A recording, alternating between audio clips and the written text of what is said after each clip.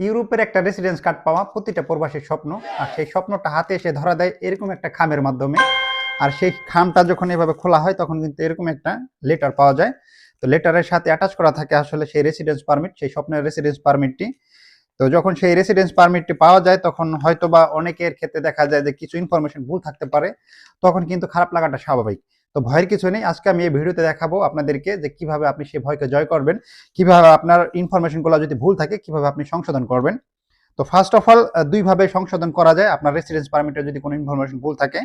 তো যে সহজ সব থেকে দ্রুত উপায় যে পরিবর্তন করা যায় সেটা হচ্ছে যে আপনি যখন এরকম একটা লেটার পাবেন আপনার কার্ডের সাথে অ্যাটাচ করা, তখন দেখবেন যে এখানে কিছু লেখা আছে। আমি আপনাদের সামনে একটু পড়ে শোনাই, যেহেতু পর্তুগিজ ভাষা। সেটা solicita se verificação dos dados nele inscritos em caso de invitado deverá dirigir-se ao posto de atendimento onde o requerimento foi apresentado no prazo de 20 dias contra de data de recepção do título em causa।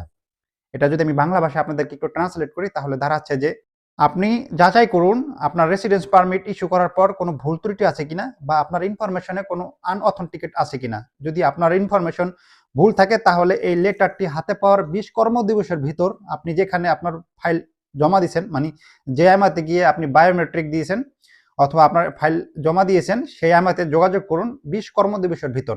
আপনি যদি তাদের সাথে যোগাযোগ করেন এই লেটারটি নিয়ে তাহলে কিন্তু অনায়াসেই আপনার যে রেসিডেন্স পারমিট আছে তারা যদি কোনো ভুল ত্রুটি থাকে বা কোনো আনঅথেন্টিকেট কিছু থাকে তাহলে সেটা তারা সংশোধন করে দিবে। এটা হচ্ছে নাম্বার 1 প্রসেস এবং খুব দ্রুত প্রসেস।